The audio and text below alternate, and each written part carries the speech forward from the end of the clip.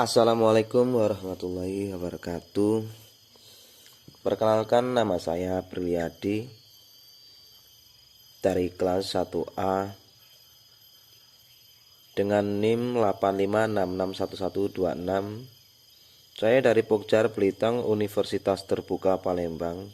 Di sini saya akan mempersembahkan materi praktikum IPA di SD tentang simbiosis, parasitisme, komensialisme, dan mutualisme. Di sini terdapat tujuan praktikum. 1. Mengidentifikasi simbiosis parasitisme di lingkungan sekitar. 2. Mengidentifikasi simbiosis komensialisme di lingkungan sekitar. 3. Mengidentifikasi simbiosis mutualisme di lingkungan sekitar. Di sini terdapat alat dan bahan antara lain: 1. Alat-alat tulis. 2. Lembar pengamatan. 3. Lingkungan sekitar. Dan yang pertama, kita akan membahas simbiosis parasitisme, yaitu hubungan timbal balik di mana satu makhluk hidup diuntungkan dan yang satu dirugikan. Berikut contoh simbiosis parasitisme pada tumbuhan benalu dan pohon belimbing. Pohon belimbing sangat dirugikan karena terdapat tanaman benalu yang menyerap makanan dari inangnya. Jadi pohon belimbing sangat dirugikan jika terdapat pohon benalu di sekitarnya. Kedua, antara sapi dengan nyamuk. Sapi dirugikan karena darahnya dihisap oleh nyamuk dan nyamuk mendapatkan makanan dari sapi. Ketiga, tumbuhan padi dengan burung emprit. Padi dirugikan karena buahnya dimakan oleh burung emprit dan burung emprit diuntungkan karena mendapat makanan daripada tanaman padi. Keempat, buah mangga dengan tupai. Buah mangga dirugikan karena buahnya dimakan oleh tupai dan tupai mendapat makanan dari buah mangga, maka si tupai diuntungkan. Kelima, tanaman bayam dan belalang. Tanaman bayam dirugikan karena daunnya dimakan oleh belalang dan belalang diuntungkan karena mendapat makanan daripada tanaman bayam. Keenam, ulat dengan rumput. Ulat diuntungkan karena mendapatkan makanan daripada rumput dan rumput dirugikan karena daunnya dimakan oleh belalang.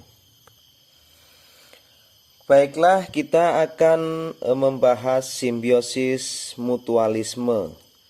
Hubungan timbal balik antara kedua makhluk hidup yang saling diuntungkan. Contohnya, yang pertama, ada tumbuhan eceng gondok dengan ikan.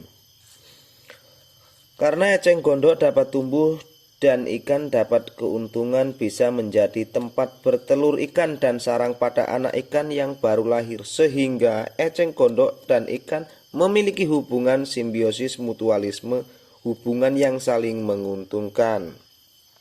Kedua, ada serangga lebah dengan bunga. Lebah diuntungkan dapat hisap sari-sari bunga dan bunga pula diuntungkan karena membantu mempercepat penyerbukan pada bunga. Ketiga, kupu-kupu dengan bunga. Kupu-kupu mendapatkan makanan dari bunga dengan menghisap putik sari pada bunga dan bunga pula diuntungkan karena terjadinya percepatan penyerbukan pada bunga.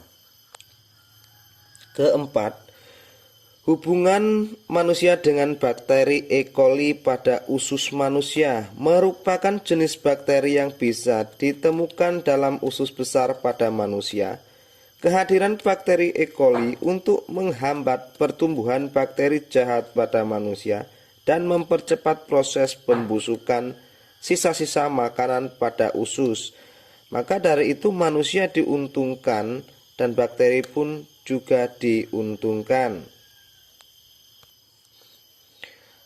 Kelima, hubungan antara kucing dengan petani.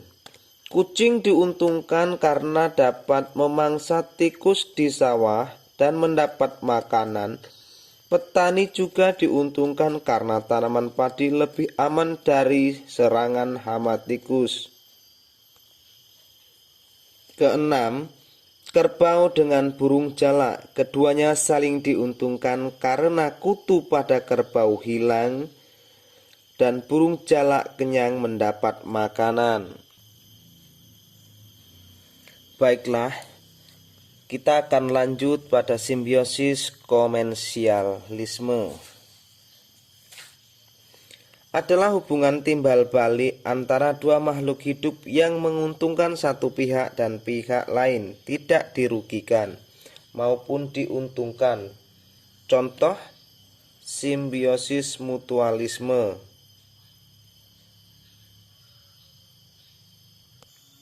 Baiklah, yang saya maksud adalah simbiosis komensialisme. Contoh, pohon nangka dan daun sirih. Daun sirih dapat menempel pada pohon nangka dan pohon nangka tidak dirugikan karena daun sirih dapat memproduksi makanan sendiri sehingga pohon nangka tidak dirugikan. Dan contoh selanjutnya, tumbuhan paku dan pohon jati.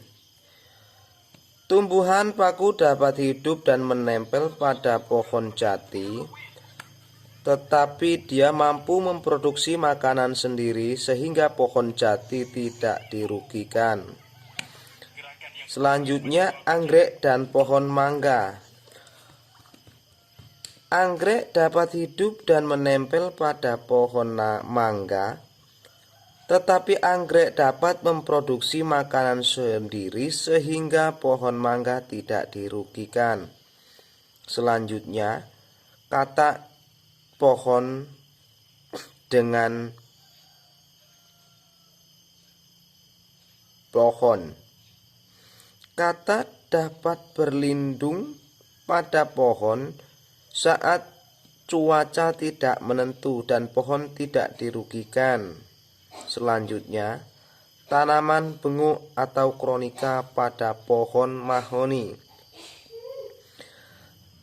Tanaman bengu mampu menjalar pada pohon yang dihinggapinya, tetapi dia memproduksi makanan sendiri sehingga pohon mahoni tidak dirugikan. Keenam, atau selanjutnya, tanaman buah naga pada pohon randu.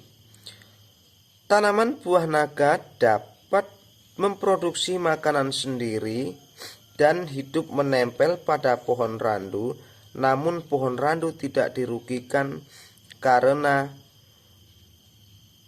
pohon randu tidak dirugikan